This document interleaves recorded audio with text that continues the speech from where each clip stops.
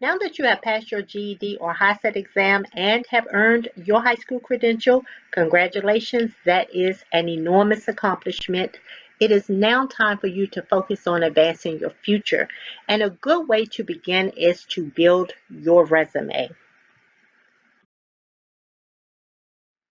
Once our students have successfully passed their GED or HISET exams and earned their high school equivalency diploma, it's time for them to take the next step, which is to seek better employment opportunities or apply for college or vocational training admissions. Our job is to help them to successfully transition into these next phases of life. Let's talk about what services we have to offer.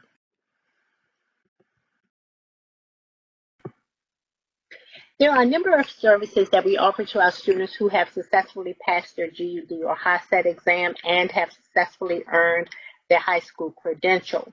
Now, for those individuals who are looking to enter into the workforce or are looking to advance their employment opportunities, we offer them the opportunity to help with preparing their resume. We teach our graduate students how to prepare their resume, and we provide editing and proofing assistance to ensure that they are ready to apply for qualified positions. In addition to helping with preparing their resume, we also prepare them for the interview process. We teach our graduate students how to prepare for their interviews by providing them with coaching and tips for success. Now, for those individuals who are looking to enter into college life or attend vocational training, we help our graduate students in selecting the best college or vocational training program that meets their career aspiration. And we assist them with completing the application and admissions process. In addition to those services, we also help them with applying for financial aid. We help our graduate students in applying for federal Pell Grants and scholarships to help them meet the financial needs for higher learning. And we make sure that they are aware of other financial aid options available to them through their chosen institution. We also make sure that they have a full understanding of financial aid obligations.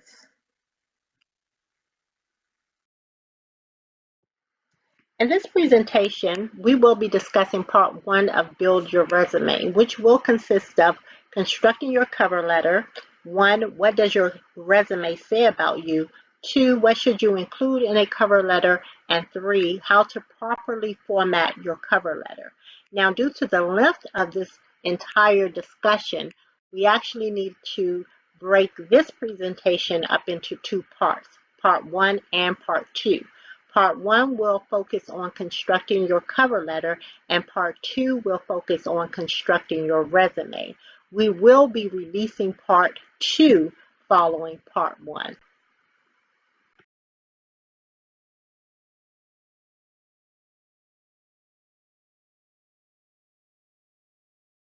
So what does your resume say about you?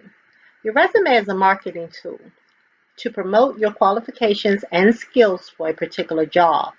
Your resume provides potential employers with a perspective of who you are in terms of the education, work experience, and skills that you possess to qualify you for a specific job or position.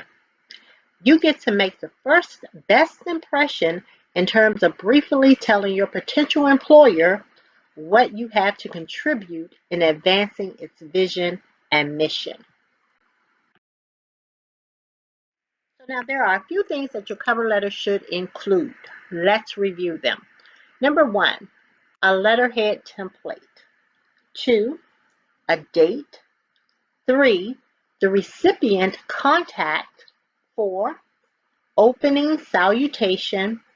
Five, body of letter. Six, closing salutation.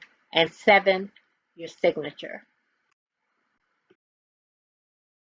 And some of the things that you want to include in your letterhead template would be your name, street address, city, state, and zip code, along with your telephone number and email address. Now here's an example. Here we have Jeremiah Johnson, which is the name of the person.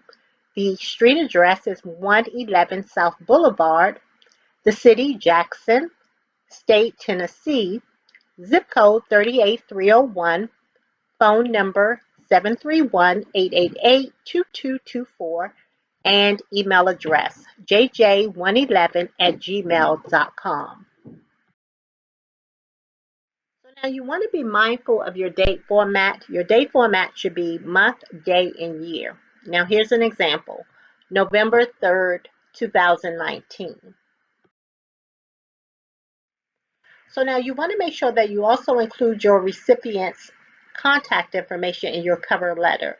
And this information will follow your date. This is where your letter is being sent and to whom your letter is being sent.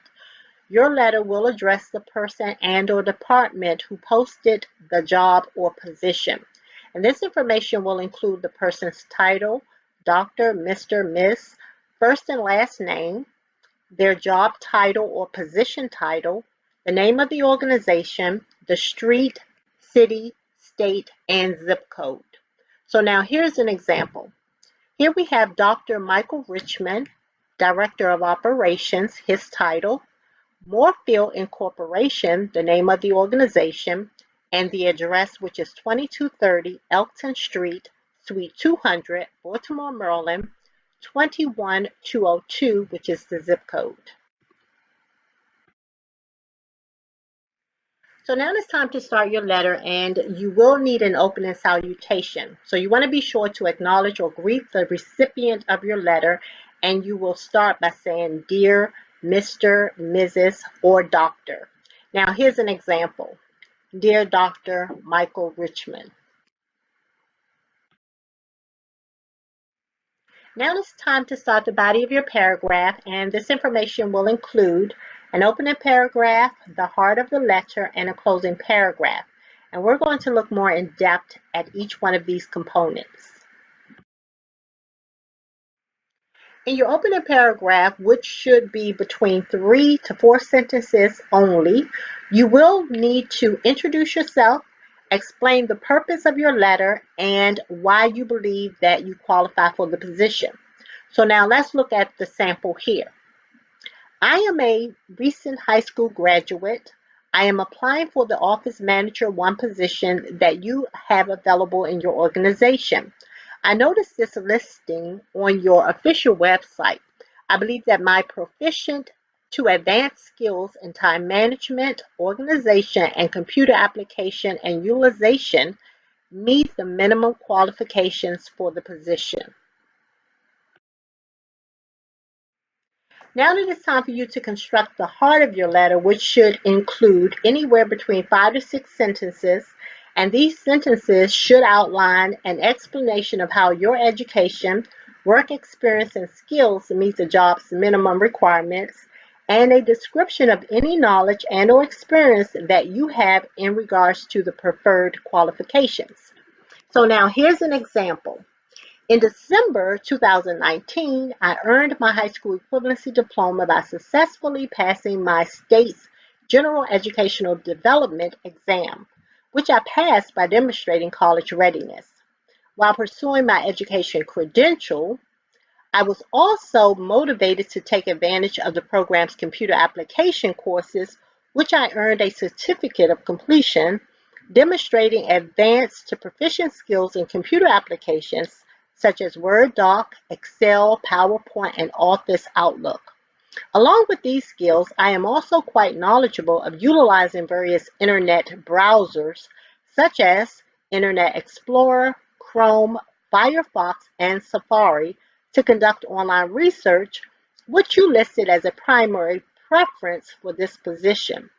I am also a strong team player, which I have had to demonstrate in my current position as an office support staff.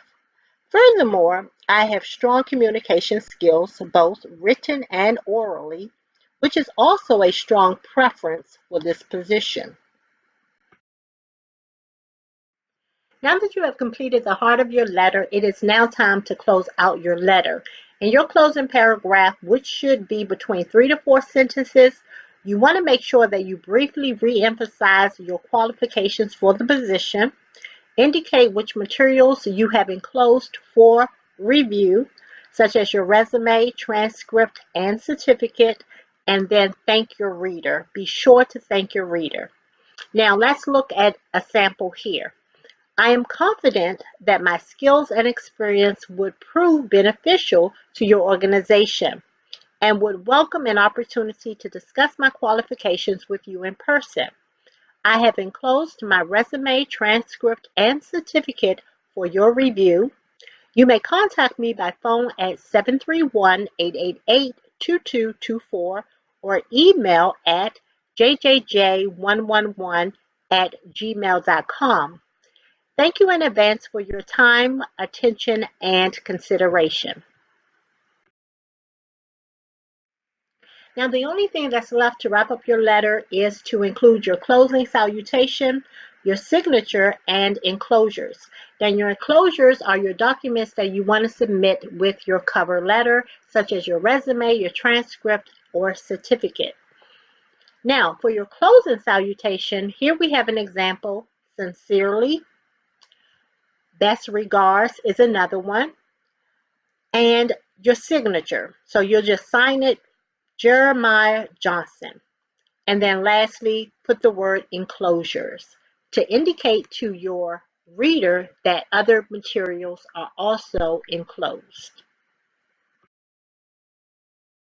So now it's also important that you understand how your cover letter should be formatted. So you want to make sure that you only have 1 page in length for your cover letter. It shouldn't be no more than 1 page. You also want to make sure that you have 3 paragraphs in your cover letter, which we previously discussed. Also, you want to convert it, if you're not instructed to do otherwise, into a PDF format. This will help to maintain the format of your cover letter. And then also importantly is you want to make sure that you have the standard margin setting, which is 1 inch around the entire perimeter of your paper, the top, bottom, and sides.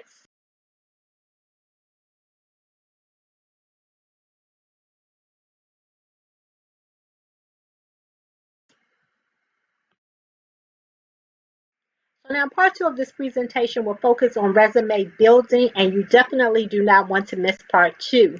So be sure to subscribe to our YouTube channel and hit that notification button so that you are notified when part 2 is released so that you do not miss it. You definitely do not want to miss how to build your resume for success.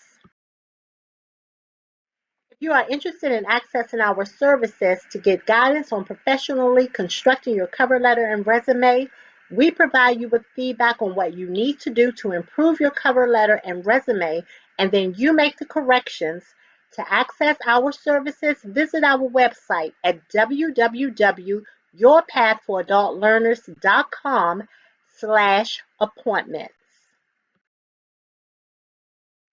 We are now accepting applications for our online GED and HISET program. Get free online GED and HISET courses and testing.